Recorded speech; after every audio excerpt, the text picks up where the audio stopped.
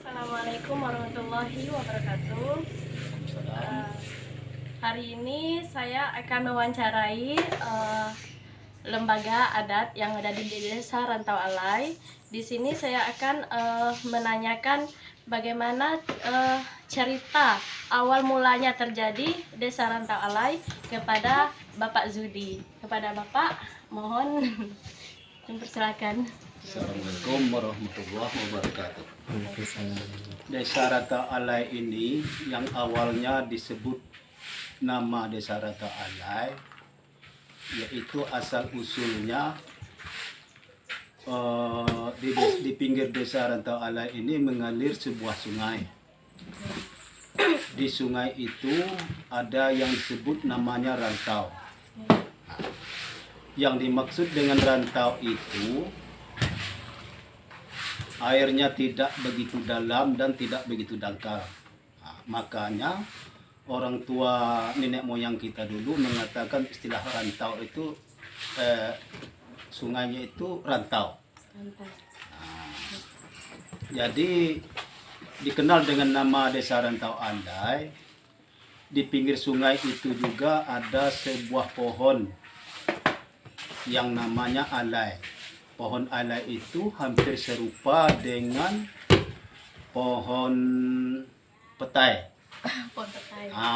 Tetapi buahnya itu lebih besar daripada buah petai. Makanya nenek moyang kita dulu mengambil kesimpulan mulai pembukaan awal Desa Rantau Alai ini, maka dibikin nama Desa Rantau Alai. Karena di pinggir sungainya ada rantau, di pinggirnya ada batang alai. Maka dibikin nama Rantau Alai. Pengembangan pertama pada Desa Rantau Alai, pemimpinnya bukan diambil posisi daripada pemerintahan. Itu pemimpinnya diambil daripada posisi kesepakatan masyarakat nenek moyang pada saat itu. Jadi maka dibentuklah nama pada saat itu, bukanlah nama seorang kepala desa, bukanlah nama seorang datuk ataupun seorang wali. Itu diambil nama melalui kesepakatan masyarakat Padawa itu, maka dibikin namanya yaitu Depati. Oh, Depati. Depati. Sama ke Jawa tuh ya, so. Itu. Depati Agung. Itu.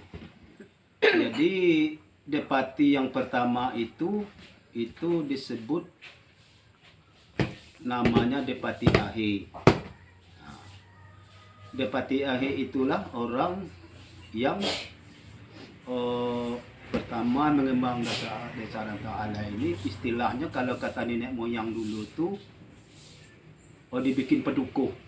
Pedukuh apa teman so? Yang dimaksud dengan pedukuh kayak gini. Yang dimaksud dengan pedukuh itu pertama itu pelarian di zaman penjajahan Jepang. Maksudnya pelarian? Orang ini orang berilmu, orang pintar. Tetapi dia tidak mau dijajah. Tidak mau dijajah. Melawan penjajahan pun tidak sanggup, makanya melarikan diri. Melarikan diri. Bersembunyi. Jadi yang maksud dengan pedukuh itu dia sembunyi itu baladang awalnya. Ladang pertanian gitu. Pertanian, bikinlah pondok kecil-kecilan kan pupuk. Jadi lama kelamaan baladang nanami sayuran, pisang. Jadi disitulah berkembang, maka dijadikan pedukuh. Pedukuh itu mulai dibentukkan, yang dimaksud dengan pedukuh itu mulailah membentuk suatu wilayah pedesaan. Itu yang dimaksud dengan pedukuh. Maka berkembanglah anak-anak cucunya di situ, maka dibentuklah suatu kepemimpinan. Jadi melalui musyawarah, orang yang pertama membuat pedukuh itulah yang berhak menjadi pemimpin pada saat itu, karena dia yang di pengembangan pertama kan. Jadi namanya orang tua itu Depati Ahe. Oke. Itu ukuran kepemimpinan tidak ada ukuran. Tidak ada ukuran, jadi kan tidak misalnya kayak gini kan 1 periode 5 tahun. Tidak ada batas. Tidak ada batas. Selagi orang itu mampu, masyarakat masih percaya. Oh, jam tuh. Iya. Karena orang ini orang pengembangan pertama. Inilah orang awal, orang yang telah berjasa Iya. di Desa Rantau Alai. Jadi selagi orang itu sanggup, entahnya 2 periode, entah 3 periode, asal orang itu masih sanggup, masih kuat, tetap dipakai. Oh, iya. Itulah, dia tidak ada aturan kepemimpinan, tidak ada batas. Jadi setelah Depati Ahi itu meninggal, maka diturun kepada anak-anak di bawah itu. Kalau tidak salah itu diganti dengan Depati Sungut. Itu anaknya maksudnya? Bukan. Bukan. Depati Sungut ini menantunya. Oh, menantunya. Menantunya. Jadi Depati Sungut ini juga asalnya orang Lubuk Gaung. Nah, kawin ke Rantau Alai ini karena Depati Sungut ini juga orangnya dianggap tokoh masyarakat, berilmu lah kan. Iya. Nah, maka setelah mati Depati Ahi diangkat Depati Sungut boleh jadi Depati. Iya. Depati Sungut ini tidak sampai 1 periode, maka entah berapa tahun tapi sebentar kan. Iya. Depati Sungut ini juga meninggal. Setelah Depati Sungut ini meninggal, maka diganti dengan Kedaulatan Salah, kalau tak keliru boleh ini. Iya. Diganti dengan Depati Haji Samad. Depati Haji Samad, orang asli di apa? Asli keturunan dari Depati Ahi ini tadi. Oh, Depati Akhir. Setelah Depati Haji Samad itu, ya keturunannya kini itu masih banyak kan. Iya. Seperti nenek Nenita ini, itu keturunan dari Depati Haji Samad. Depati Haji Samad ini sekitar tidak juga lama dah, entah 4 atau 5 tahun lah meninggal pula. Meninggal pula diganti dengan Depati Wahab. Depati Wahab. Ya. Keturunan dari ini tadi juga, dari Depati Ahi tadi juga. Ahi juga. Itu yang orang pertama kan. Iya. Ya pokoknya pengembangan anak-anak cucu dari situlah. Oh iya. Depati Haji Samad ini keturunannya gini tuhnya. Ayah Amin. Oh, Itu bapak anak Depati Wahab. Depati Wahab. Oh. Lakinya Mak Yat kan. Iya. Setelah mati Depati Wahab, maka diganti dengan Depati Ali Basih. Ali Basih. Wah. Ali Basih, Bapak Guru Sulaiman. Guru Sulaiman. Sulaiman di Panahapang. Tuh. Oh. Bapak Guru Sulaimannya Ali Basih ini itu sudah dibentuk ukuran kepemimpinan itu mulai dibentuk. Lado batas waktu. Iya. Misalnya 5 tahun kan, Iya. itu sudah ditentukan batas waktu karena desa sudah maju, sudah mulai bergabung dengan kabupaten. Iya. Maka kabupaten menyarankan 1 periode ikuti ini peraturan dari kabupaten. Berarti dari Ali Basih. Dari Ali Basih. Iya, dari Ali Basih. Ali Basih ini juga tidak sampai 1 periode, kalau tidak salah yang Pak Wo dapat cerita itu 3 tahun. 3 tahun Depati Ali Basih ini bermasalah. Apa masalahnya? Kayak masalah itu tidak salah cerita, tapi masalah yang agak masalah besar lah yang tidak disenangi oleh masyarakat. Oleh masyarakat, iya. Pokok pencemaran nama baik dia diwek lah. Oh iya. Berhenti. Setelah berhenti Ali Basih diganti dengan Depati Burhan.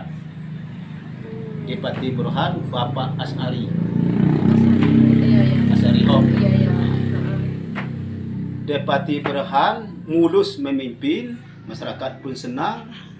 1 periode. Iya. Jadi setelah Depati Berhan barulah dibentuk ada Demangnya. Demang tuh.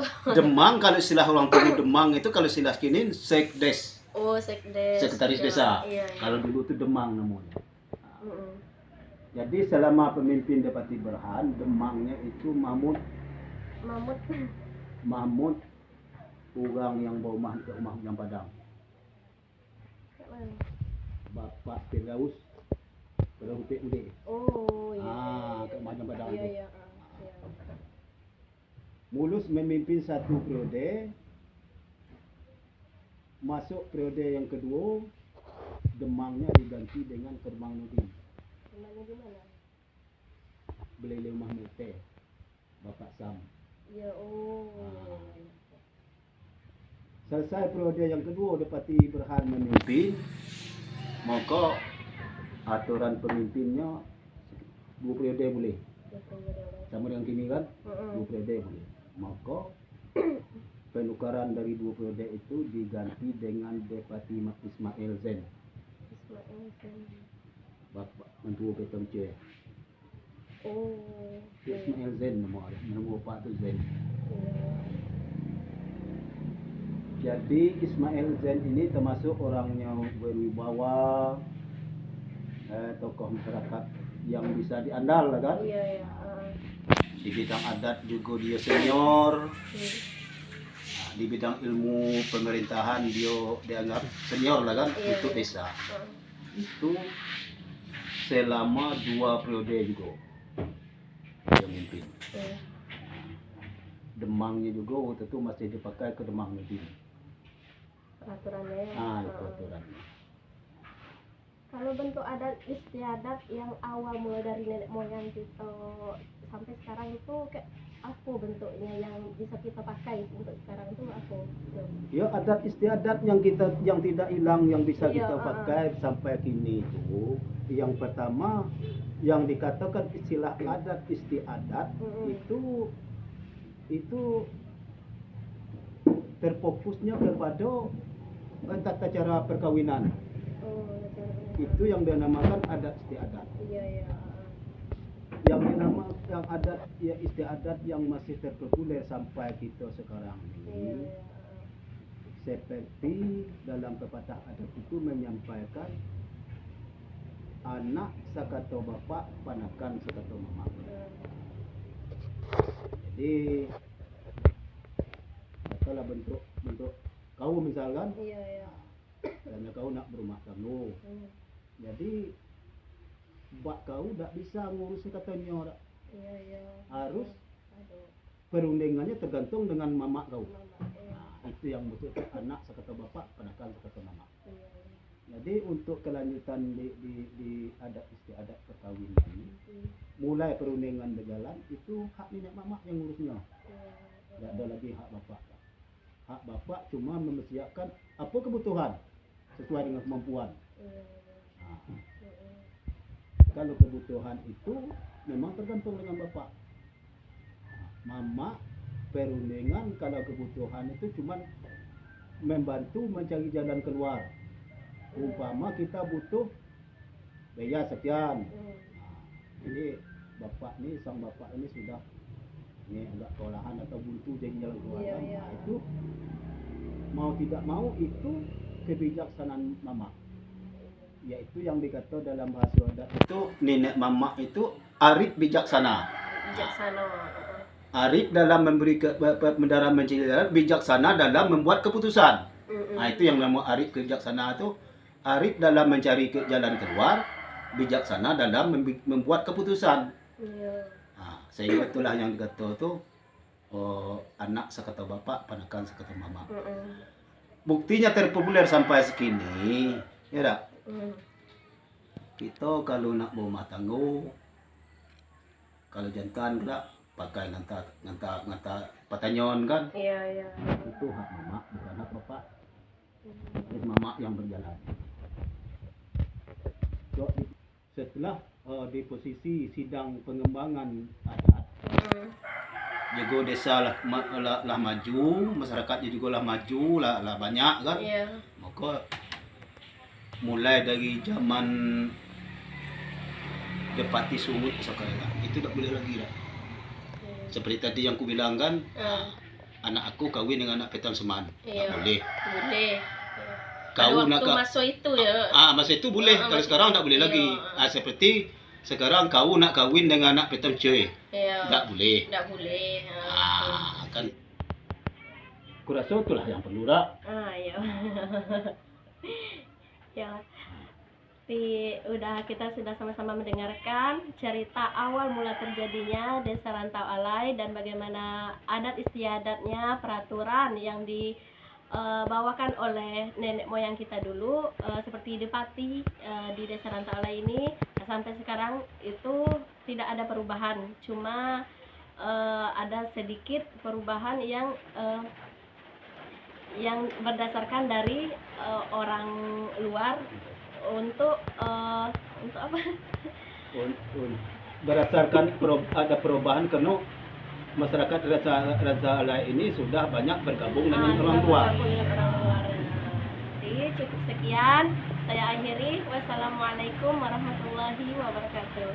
Saya juga yang pewawancara juga mengucap assalamualaikum warahmatullahi wabarakatuh.